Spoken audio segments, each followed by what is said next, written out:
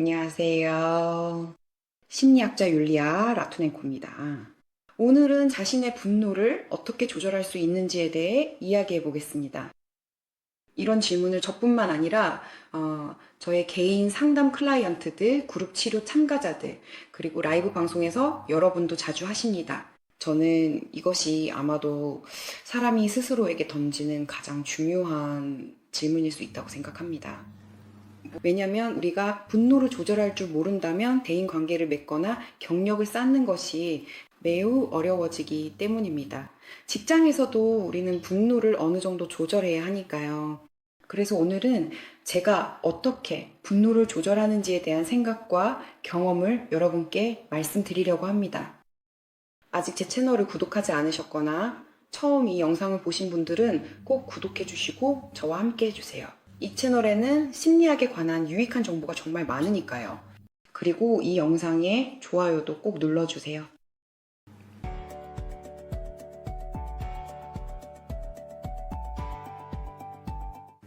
이 문제에서 제가 가장 먼저 강조하고 싶은 점은 여러분이 자신의 분노를 느끼는 그 순간을 인식하는 법을 배워야 한다는 것입니다. 분노를 느꼈을 때 그 감정을 스스로에게 명확히 인식하고 이름 붙여야 합니다.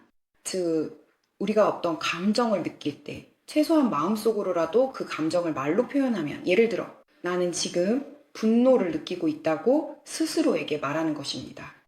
이렇게 자신의 감정을 인식하는 것만으로도 이미 분노의 강도가 줄어듭니다. 지금부터 말씀드릴 몇 가지 자기 질문을 활용하면 분노라는 감정을 더 효과적으로 다룰 수 있게 됩니다. 그리고 분노를 인식하고 스스로 그 감정을 명확히 한 후에 제가 가장 먼저 권하는 질문은 다음과 같습니다.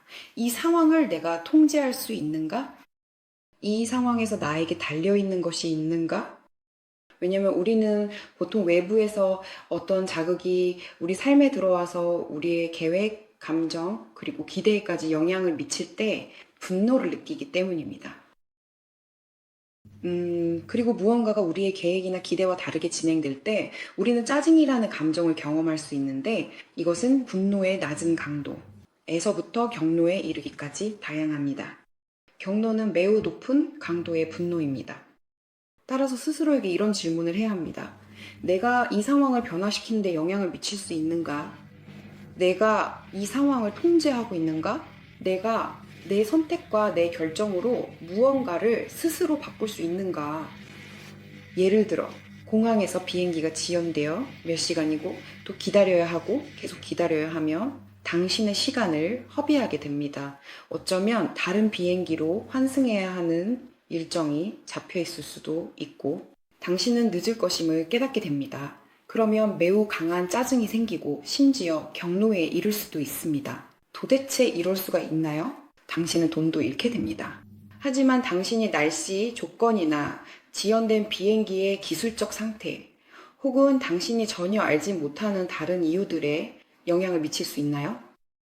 그리고 만약 당신이 이것에 아무런 영향을 미칠 수 없다는 것을 이해한다면 이 상황에 대한 자신의 태도를 바꿀 수 있습니다. 즉, 나는 이걸 바꿀 수 없으니 내 감정과 태도만이라도 바꿀 수 있다고 스스로에게 말하는 것이죠. 즉, 여러분이 통제할 수 없는 상황이 있다는 것을 인식하고 그런 상황에서는 분노를 억제해야 하며 만약 그런 상황에서 분노를 느낀다면 그것이 오히려 여러분에게 더 큰 해를 끼치고 에너지를 빼앗아간다는 것을 이해해야 합니다. 왜냐하면 무력감, 즉 이런 경우에 생기는 무력감은 신체를 지치게 만들기 때문입니다. 그리고 이런 상황이 여러분의 삶에 너무 많아져서 분노를 통제하지 못하고 상황을 통제할 수 없으며 그 분노에 계속 머무르게 된다면 이것은 여러분의 심리적 건강, 수면, 그리고 신체 건강 상태에 영향을 미치게 됩니다. 여러분은 분노로 가득 차 있지만 해소하지 못하는 그 분노로 인해 많은 시민성 장애를 겪을 수 있습니다. 그렇다면 분노를 어떻게 해소해야 할까요? 어릴 때부터 우리는 분노는 매우 매우 나쁜 것이라고 들어왔습니다. 화내지 마, 화내지 마. 그럴 필요 없어. 라고들 하죠. 하지만 꼭 그런 것은 아닙니다. 아이는 실제로 자신에게 달려있지 않은 상황에 아무런 영향을 미칠 수 없습니다. 그리고 부모는 아이에게 네가 화를 내면 나쁜 사람이 될 거야 라고 계속 주입합니다. 하지만 부모가 아이에게 해줄 수 있는 가장 좋은 태도, 부모가 아이에게 줄 수 있는 가장 큰 선물은 아이가 분노나 상처, 이런 부정적인 감정을 외부 자극이나 부모로부터 오는 자극에 대해 자유롭게 표현할 수 있도록 허락해 주는 것입니다. 아이가 이런 감정을 어떻게든 통제할 수 없는 그런 상황에서 말이죠. 그래서 부모가 현명하다면 오히려 아이에게 이렇게 말할 것입니다. 너는 화를 내도 돼. 너에게는 그럴 권리가 있고 그럴 시간이 있어. 나는 네가 화난 걸 이해해. 부모는 이런 감정을 직접 말로 표현해 줄 거예요.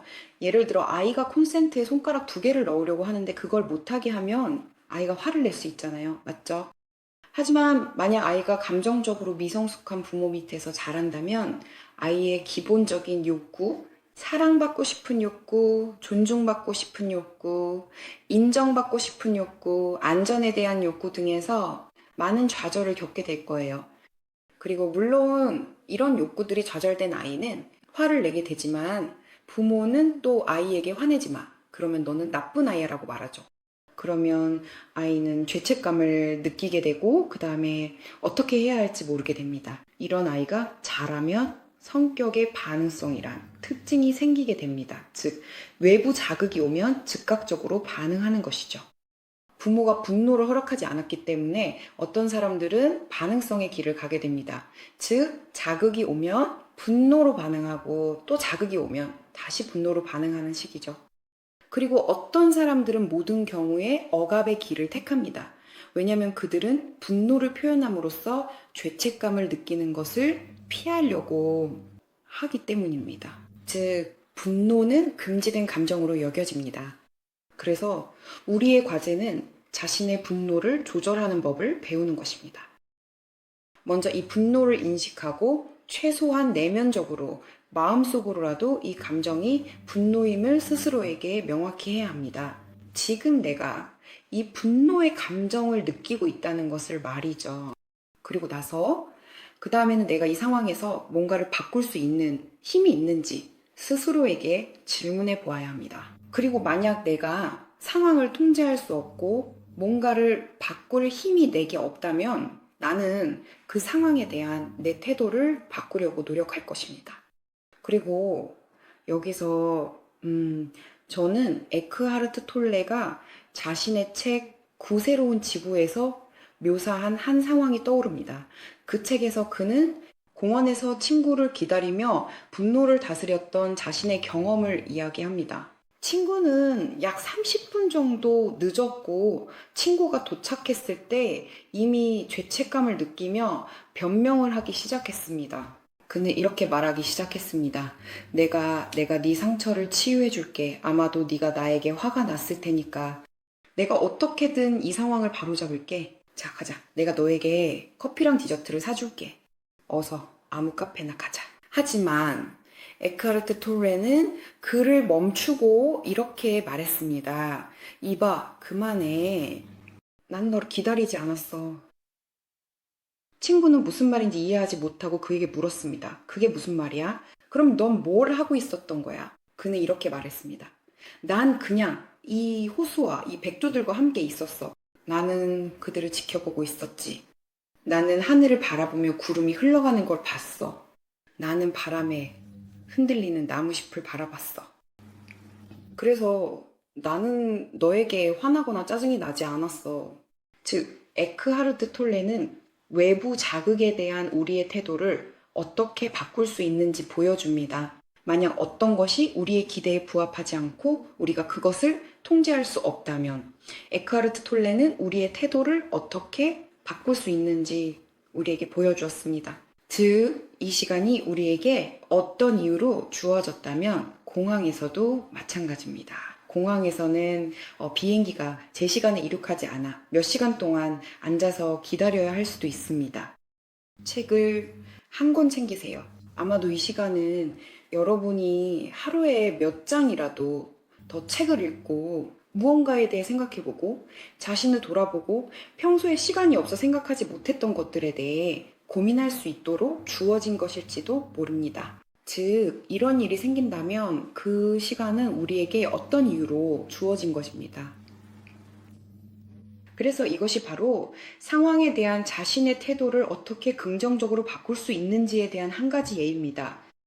하지만 저는 분노를 인식하는 데 있어서 한 걸음 더 나아가 보자고 제안하고 싶어요. 왜냐면은 우리 모두 분노를 다루는 데 있어서 여러 가지 기법들, 예를 들어 베개나 샌드백을 두드리거나 또 다른 방법들을 시도하는 것이 괜찮다는 걸 알고 있잖아요. 숲에 가서 소리를 지르는 것도 괜찮고요. 이런 것들은 모두 괜찮지만 이런 방법들은 모두 일시적으로 긴장을 해소해 줄 뿐입니다.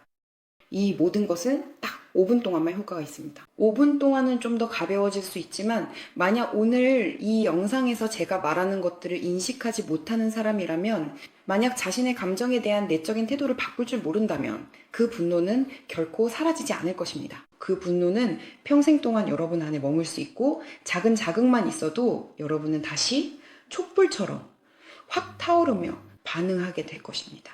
기억하시나요? 제가 이미 말씀드렸던 상황이 있는데 실험실 개구리에게 바늘을 다리에 찌르면 개구리가 다리를 움찔하며 뺀다는 이야기예요. 이것은 우리가 얼마나 자주 그 개구리들처럼 반응하는지를 말하는 것입니다. 우리는 자신이 무엇을 느끼는지 인식할 시간도 주지 않은 채 자극이 오면 곧바로 생각할 틈도 없이 즉각적으로 반응합니다. 그래서 자신의 의식 수준을 높이고 자신의 감정을 구분하고 즉각적으로 포착하는 법을 배우려면 우리는 내적으로 자신을 발전시키기 위해 노력해야 합니다. 그럼 계속해서 인식에 대해 이야기해 보겠습니다. 그리고 이 영상에서 저는 제 삶에서 실제로 사용하는 몇 가지 팁에 대해 더 말씀드리고 싶어요. 이 팁들은 제가 분노를 조절하기 위해 사용하는 것들입니다. 사실 저는 조절하다라는 단어가 별로 마음에 들지 않지만 그보다 더 적합한 표현을 찾을 수가 없네요. 왜냐면 예전에는 저에게 분노를 조절한다는 말이 마치 분노를 약간 억제하거나 누르는 것처럼 들렸기 때문입니다. 하지만 나중에 깨달은 것은 네가 자신의 감정을 인식하고 그리고 올바르게 감정에 접근하며 감정을 다루는 법을 배울 때 이것이 바로 네가 자신을 조절하는 것이지 분노가 너를 조종하는 것이 아니라는 점이었어요. 그래서 다음으로 여러분이 스스로에게 던져볼 질문은 지금 내 어떤 욕구가 좌절되고 있는가입니다. 즉, 지금 내 어떤 욕구가 충족되지 않고 있는가라는 뜻이죠. 그리고 만약 여러분이 자신이 분노를 느끼고 있다는 것을 인식했다면 저는 이런 관점을 제안하고 싶어요. 내가 화가 난다면 그것은 지금 내 어떤 욕구가 충족되지 않고 있다는 뜻입니다. 그 욕구는 안전에 대한 것일 수 있습니다. 또는 관심, 사랑, 인정, 승인, 권력 통제, 그리고 자기 실현에 대한 욕구일 수도 있습니다. 이것들은 우리의 욕구 중 가장 상위에 있는 것들입니다. 그래서 여러분은 이 상황, 즉 내가 분노를 느끼는 이 상황과 관련된 욕구가 무엇인지 인식해야 합니다. 또 우리가 스스로에게 던져야 할 질문은 내가 누구에게 화가 나 있는가 하는 것입니다. 구체적으로 누구에게인가요? 왜냐하면 모든 분노의 감정에는 우리의 어떤 욕구나 바람이 좌절되게 만든 외부의 대상이 있기 때문입니다. 즉, 나는 나 자신에게 화가 났다고 말할 수는 없습니다. 그것은 자기 공격성입니다. 여러분은 분노를 자신에게 돌리고 그렇게 함으로써 자신에게 해를 끼치게 됩니다. 특히 신체 건강에 큰 해를 주게 되는데 이 경우에는 심신증상이 반드시 나타나게 됩니다. 분노를 밖으로 풀어내세요. 자기 자신에게 화를 낼 수는 없고 누군가에게 화를 낼 수 있습니다. 내가 누구에게 화가 나 있는지 외부에서 찾아봐야 합니다. 여러분이 분노를 느끼는 대상을 찾았다면 자신에게 또 하나의 질문을 던져야 합니다. 이 대상, 이 사람, 이 집단이 나에게 어떤 잘못을 했는가? 적어도 무언가라도요, 정말 잘못이 있는가 없는가? 그 다음에는 이렇게 대답할 수 있습니다. 네, 아니면 아니요. 여기서 저는 두 가지 유형의 갈등에 대해 말씀드리고 싶습니다. 다시 한번 말씀드리자면 우리는 오직 우리 자녀들에게만 책임이 있습니다. 어떤 성인도 여러분에게 아무런 빚이 없습니다. 만약 여러분이 당신은 나에게 뭔가 빚이 있어요 라고 말한다면 그렇다면 무슨 이유로 그렇게 생각하시나요? 여러분은 자신이 아이고 저쪽에 있는 사람이 여러분을 책임지는 어른이라고 생각하시나요? 즉, 오직 부모만이 자녀에게 무언가를 빚진 것이지 그 반대는 아닙니다. 한 성인이 다른 성인과 수평적으로, 즉 한 사람이 위에 있고 한 사람이 아래에 있는 수직적인 관계가 아니라 수평적으로 만날 때 그 답은 너는 나에게 아무것도 빚지지 않았다가 되어야 합니다. 하지만 여기에는 작은 함정이 있습니다. 우리의 경계에 관한 한, 우리는 모두 우리의 경계가 존중받을 권리가 있습니다. 그리고 만약 누군가가 여러분의 경계를 침해해서 갈등이 발생했다면 여러분은 자신이 어떤 위치에 있는지 이해해야 합니다. 그리고 다시 한번 두 가지 유형의 갈등이 있다는 점을 상기시켜 드립니다. 이것은 저만의 개인적인 라이프 핵입니다. 스톱 유형의 갈등이 있습니다. 스톱, 내 경계가 침해당했습니다. 멈추다. 아니, 넘어오지 마세요. 저에게 그렇게 하면 안 됩니다. 저는 저에게 그렇게 하는 것을 허락하지 않습니다. 그리고 이것이 바로 스톱 유형의 갈등으로 저는 제 경계를 지키기 때문에 성인의 입장에 있는 것입니다. 그리고 저는 태어날 때부터 이미 사람들이 제 경계를 존중받을 권리가 있습니다. 그리고 조 유형의 갈등도 있습니다. 나에게 관심을 줘, 사랑을 줘, 나를 어떤 자원으로든 보살펴줘. 네가 가지고 있고 내가 없는 무언가를 나에게 줘. 그리고 이것은 아이의 입장입니다. 저 유형의 갈등이 여러분 쪽에서 발생할 때 나에게 시간을 줘, 나와 함께 시간을 보내줘. 이런 것들은 오직 아이만이 부모가 자신에게 이런 모든 것을 해줘야 한다고 기대할 수 있습니다. 하지만 한 성인이 다른 성인이 자신의 모든 요구, 모든 바람, 모든 기대에 응해 줄 것이라고 기대할 수는 없습니다. 이것은 아이의 입장입니다.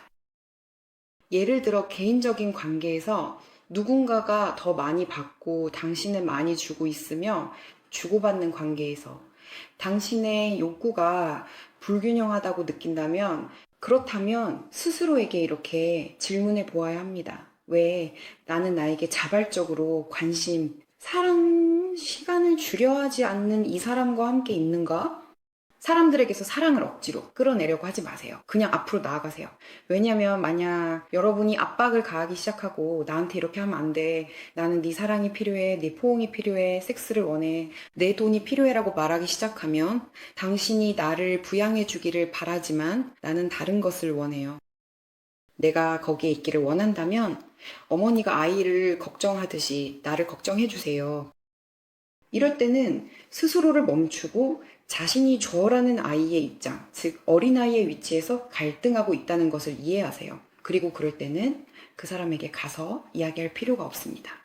하지만 만약 여러분이 멈춰 아니라는 갈등, 즉 자신의 경계를 지키는 상황이 있다면 이때 분노는 우리에게 매우 필요합니다. 분노는 공격성으로서 우리가 자신의 경계를 지키는 데 도움이 되기 때문입니다. 이런 경우에는 여러분의 경계를 침해한 자극이 된 그 사람과 반드시 가서 대화를 나눠야 합니다.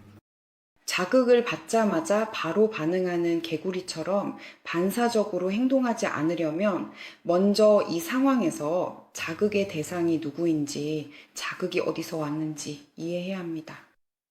나는 무엇을 느끼고 있나요? 분노입니다. 누구에게? 그렇죠? 그 대상에게요. 나는 어떤 갈등 상황에 처해 있나요? 멈춰라는 갈등인지 아니면 줘라는 갈등인지요. 지금 나는 아이인가요? 아니면 자신의 경계를 지키는 어른인가요? 그리고 바로 여기서 여러분은 자신의 입장을 선택해야 합니다.